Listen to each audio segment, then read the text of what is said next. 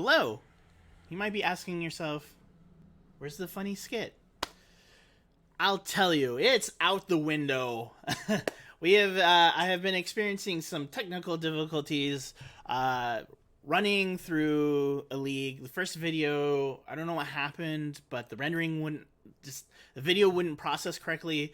So I'm here to give you the first video of the league in kind of a different way due to the power of Moto and the beautiful, beautiful ability to replay. I will do replay commentary on my first match of the league, and I will also do a deck tech. So, bear with me. Thank you so much for watching. Yeah, let's boogie.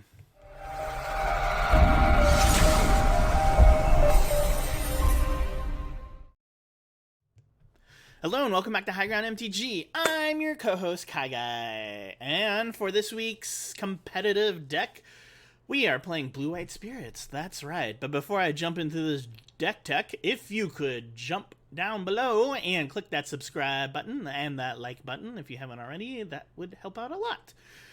And if you want to, leave a comment.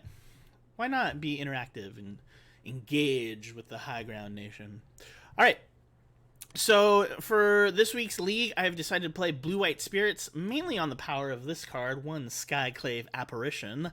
That is correct. So, Skyclave Apparition enters the battlefield, exile up to one target non-land, non-token permanent you don't control, with converted mana cost 4 or less. And then when Skyclave Apparition leaves the battlefield, the exile card's owner creates an XX blue illusion creature token where X is the converted mana cost of that exile card. But it's such a mouthful. But long story short, this card's really powerful and super annoying to play against. And in a deck where there's nothing but synergies with spirits, why not try it? So let's go over the mana base, and then we'll go over the creatures, and then we'll go over the replays. So Cavern of Souls over here, running 2 of, uncounterable, which is amazing. 4 Flooded Strands, art by the amazing Zach Stella. For 2 Hollowed Fountains, we want to fetch. We are running a couple Horizon lands. We're running a Waterlogged Grove and a Horizon Canopy, so we have white mana and blue mana. Running 2 islands, 2 plains, both from the amazing Jumpstart. I love this island in the sky. I thought it was very appropriate for spirits. What do you think? Running 2 Mutavaults. Again, getting the synergies with the other spirits. Why not? You're running a creature deck. And 4 Seachrome Coasts. So, since we are primary blue-8 deck of fast lands, we want to do that. So we're running 20 lands, which is pretty good considering we're an Aether Vial deck, so this will accelerate things out. We are running white, so I am playing Path to Exile. I'm running 4 main board. I just want to have a way to deal with creatures. Just need a way to deal with creatures. Mausoleum Wanderer, one of the best 1-drops around. You basically can sack this and counter something if your opponent's not paying attention, so let's hope they aren't. 3 Selfless Spirit, we can give our creatures indestructible until end of turn. This is kind of the flex slot. I'm running 2 Thalia. She's not quite as synergistic with the rest of the deck, but she is synergistic as non-creature spells cost 1 more to cast. So the only one that we are kind of really running that would matter late game or mid game is Path to Exile. So it really works out well for us, taxing our opponent. I am running 4 Phantasmal Image. This is a card that I've always really loved in Spirits because it's so much better in this deck than maybe other tribal decks because, one, you can copy Drogue Skull Captain and give it hexproof, so it no longer can be targeted, which is amazing. You can also have your Vial set at 2, flash in Phantasmal Image, and if you already have a Spell Queller on the battlefield, you can copy Spell Queller. So it's like having 8 Spell Quellers in the deck, and who wouldn't want 8 Spell Quellers? So for those reasons alone, I just really love it. Again, and it's another 2-mana Lord, and we can also have it copy Skyclave Apparition, so, and even if we do lose this, then they lose their thing at a cheaper price. It's such a high opportunity cost. So I'm running it for that reason. 3 Rattle Chains, we can flash in our spirits with this. Also give another spirit hexproof if we need to. 2 Supreme Phantoms. Other spirits you control get +1/+1. Big ol' Fat Lord with a 1/3 body. It's easy for it to get out of bolt range, which is really nice. We went over Drogue Skull and Skyclave, and y'all know Spell Queller. One of the best. counter non-counter spells. All right, let's go over the sideboard. So 2 Rest in Peace with the beautiful Lucy on the steps of Theros. I don't know where this is. Wherever this is. Anyways, she's cute and she's resting on the steps. 2 Rest in Peace. Take care of pesky graveyard decks. Uro's still out there, so Stony Silence. I have seen this weird, like, so you'd think that the printing of Cleansing Wildfire would, like, get rid of Tron decks. Nope, I have seen more Tron decks lately in videos, like, people playing Leagues than ever before. So Stony Silence, I'm packing. Should be noted over here next to Ashiok, I am running 1 Damping Sphere. 2 Aether Gust. This deals against red-green, so Omnath, Uro, any kind of hasty creature decks. So, Force of Negation, obviously. I'm running 3 Deputy of Detention, just a way of, like, sweeping up a bunch of cards. 2 Ashiok to slow down Titan decks, and that is the deck. So I'm going to jump in and get all of the replays ready. So, need to... Yeah, I don't know what happened. So, I, like, uploaded everything, and then I rendered everything, and then YouTube just couldn't process the video. So, I'm going to do it like this. Hopefully, it's going to go back pretty quick, but hopefully it'll be alright. So... Alright, this is the game screen. Let me get it all cinched up here. Alright, so we are off to the races. We are up against that Ted. We won the die roll, and I start off with a Flooded Strand and an Aether Vial, and then we pass the turn. Prismatic Vista, they start off with a Forest and a Bop. Gotta get them Baps. Alright, Aether Vial, we can tick that up. We're gonna drop nothing, because I don't have anything to drop. They play another Birds of Paradise, so it's Birds of Paradise deck. So they're up to 4 mana, and I'm stuck at 1. They're fetching with Windswept. They get a Triome, so we're up against 4-color nonsense. I decided to Violent Thalia, fetch out a land, and cast Selfless Spirit. I don't know what they have, but I figured taxing their mana, even though they have so much, is probably the best thing to do. There's Omnath. Nom nom nom nom nom Nath. So already I feel like I'm behind, even with this creature. And then they cast Soul Herder. I should point out that I didn't realize game 1 that they were a Yorion deck. Like, so there is that. So they're going off with Soul Hoarder and triggers. Having Omnath come in. Omnath and Soul Hoarder. Man, so good.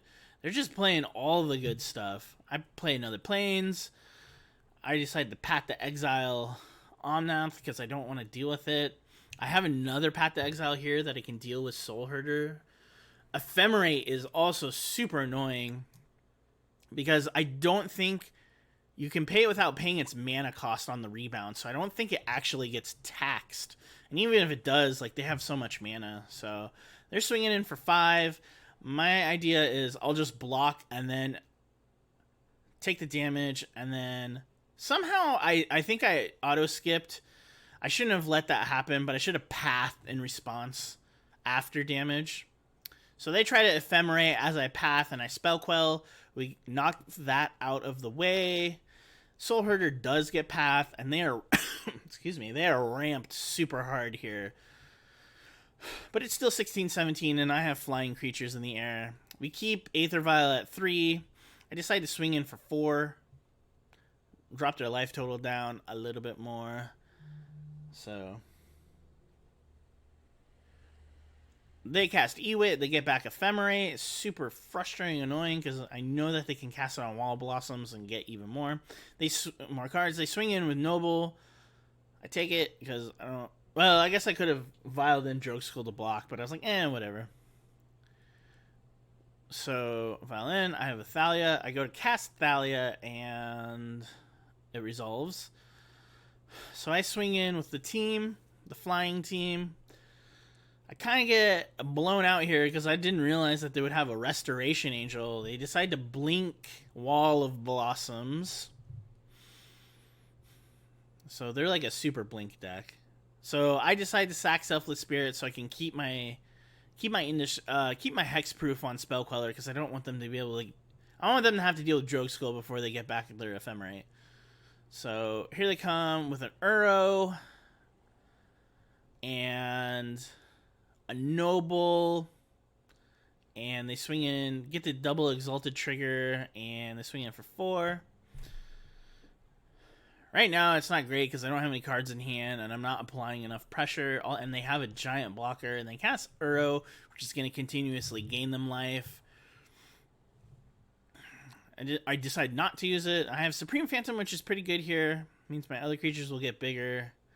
I think I decide to swing here. Yeah, I swing with at least Spell Queller. They cast Ice Fang Quaddle, and that's their biggest, and they have Death Touch, so they're going to be able to Ephemerate, and I decided to scoop it up. So, that was a pretty intense game 1. Let's go to game 2.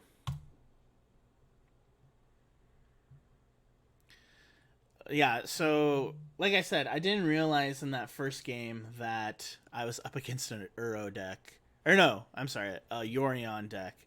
So that was, I think I realized that like maybe in game 2, something like that. So, alright, we're going to be back here for game 2 against that Ted. Let's get this lined up. Okay. So game 2, I'm on the play. It's a pretty decent hand, I think. But yeah, I decided to keep this, obviously. Turn 1 Vial, makes me smile. We drop turn 1 Vial, and let her rip. Like Blade Blades. Just let her rip. I play a Flooded Strand, and then move back to my turn. Put a counter on the Vial. That's great. So I play Cavern of Souls, name Spirits. My idea here is at the end of their turn, I can flash in Rattle Chains. I can flash in Vial in Mausoleum Wanderer, or if need be, I can Path to Exile something if it's really, really bad. So end of their turn, I Vial in Mausoleum Wanderer. This is exactly what I want. I'm going to be applying pressure early before they're able to get a board established and before they have any kind of way to ramp out or search for things. Alright, so hexproof. Oh, sorry. Let's go over the sideboard really quick. I should say, sorry. I should have done this before. I take out Thalias because I don't think they're very great. I bring in Rest in Peace. I take out a couple of Phantasmal Image, and I bring in a couple Aether Gusts. I take out an Aether Vial, and I bring in something else. Also, one Selfless Spirit. Can't remember. I'll have to go back at the beginning of the deck tech. But anyways, that's what I sideboarded in. And in hindsight, I should have really brought in Ashiok to stop them from searching things. That would have been really, really wise. Okay, so we have creatures down. I decided to play Drogue Skull Captain here. Just bada bing, bada boom. Drogue Skull. There we go. Swinging in for 6 here. Now, this is what I want to be doing. I want to be applying the pressure early and hard. They play Skyclave Apparition. That should be our card. We should be playing that. They take Drogue Skull, which is an obvious target. They could have taken Vial, but it was much better. I play Plains here. And I drew Spell Queller, so I have interaction up for next turn in case they try to cast something. Swing in with the team. They take 3. Pass the turn. They try to play Glasspool Mimic, but I Vial in Spell Queller here because I don't want them to have it. Have another Skyclave Apparition. That would be pretty bad. So then it comes back to my turn. Keep it at 3. Have a Flooded Strand. Swing in with the team. Swinging in for 5. They're tapped out. They're down to 4. We're looking pretty good here. And, okay, so they go and they cast Neoform. We get an Illusion, which is pretty nice. A 3/3 is not too bad. Especially if, like, that was Vialed in. They play Omnath. In response, Path to Exile. Bye-bye, big ol' And we win we win the game. Sorry, not the match. So yeah, that went pretty well. We had enough interaction, enough pressure early on. They didn't even touch our life total. So let me get game 3 queued up here.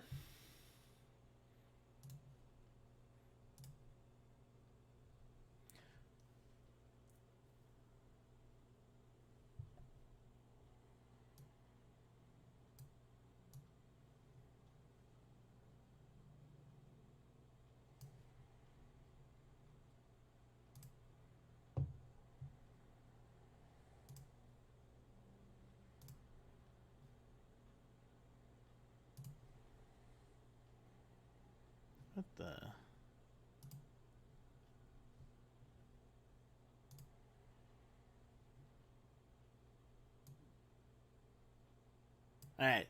Game 3 queued up. Here we go. So obviously our opponent decides to play first. I have a pretty decent, well, not a decent, but I don't have any 1-drops, which is unfortunate. So opponent plays Birds of Paradise. They're already ramping out pretty quick here. I start off with a Flighted Strand, so I can go fetch a Hollowed Fountain at the end of my next turn, or at the end of their turn. They play Coiling Oracle. Wall of Blossoms enters, so they whiff on that. I crack my land. I go get a Hollowed Fountain, tapped, and then we come back to my turn. I decided to play Rest in Peace here. I was really struggling whether or not like I wanted to do it or if I didn't want to do it. But I decided I didn't want to have to deal with Uro on the next turn. They cast Coiling Oracle. Uro did enter the revealed zone, so they would have had it. So they're swinging in with Coiling Oracle. That's fine. I play Supreme Phantom here. Wall of Blossoms. I was really struggling with that Rest in Peace. I think having earlier pressure would have been good. And here they are playing Charming Prince. They're going to flicker. Coiling Oracle enters the exiled zone. Coiling Oracle will come back. And they find a land. So they've ramped themselves pretty well. We are stuck on 2 lands, unfortunately. Swinging in with Supreme Phantom here. They're down to 16, and I decide to keep up interaction with Aether Gust. They try to cast Omnath. I Aether Gust it in response, so they don't even get it. They're swinging in for 4. I'm going to drop down to 14 here, which is unfortunate. So things are happening pretty quick. Their board is really big, and then here comes Ephemerate. Here comes the Bouncy Bounce. So I try to cast Mausoleum Wanderer here. It resolves, and I cast my other Mausoleum Wanderer. So I already have. So now I have a pretty decent board. So I'm swinging in for 1. So one awful thing about this Lord is that, like, yes, it has a bigger defense, but like the attack is not so hot until you start stacking them up. So, all right. So they play another land, and here comes Omnath again. I don't have a way to deal with this right away. I do have Deputy of Detention in hand, which I feel like could help me out. They play Temple Garden, so they're getting some life. Or no, they get more land. So they Neoform Wall of Blossoms to get a 3 CMC. They decide to get Deputy of Detention, which is smart. They get Mausoleum Wanderer. My Mausoleum Wanderers. So now my board is absolutely trash. And I'm staring down the barrel of an Omnath and a Deputy of Detention. So I'm trying to figure out ways that I can get out of this situation. Unfortunately, I draw... Well, not unfortunately, but I draw land here, and I'm trying to figure out if it's best to play an island or... or best to get Omnath or Deputy. I go with the Deputy. I swing in here for 1. And... I think I broke Moto. What's going on? Moto is being weird.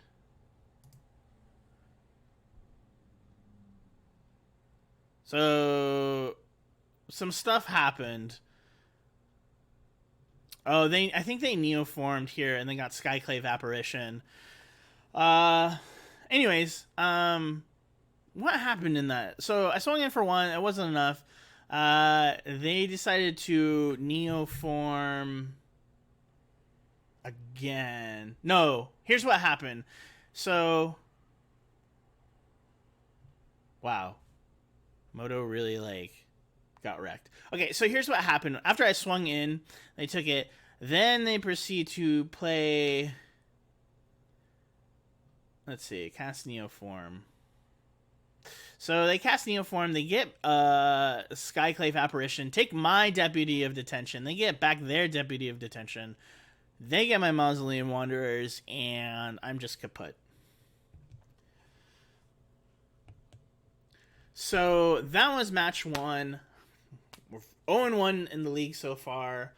Tomorrow's video will be... I will actually be playing. That's already... That's uploaded, and that's good to go, so no worries there. But anyways, I just wanted to make sure that I wanted to be able to show you what happened. So that was match 1. Unfortunately, we lost a 4-color Uro Pile. That deck just, like, it's you know, for 4 colors, you'd think that it wouldn't be as consistent and as powerful as it is, but whoo doggy, it's a good deck. So anyways, I'm glad you watched. Please be sure to subscribe. We really want to grow our viewership, and subscribers will help that immensely. And be sure to like and comment and all that fun stuff. And I will see you in the next video. Till then, bye-bye from the KyGuy. Hello there! Thank you very much for watching High Ground MTG. We hope that you enjoyed this video. Please be sure to click that subscribe button and check out our playlists for even more videos so that you can have the high ground.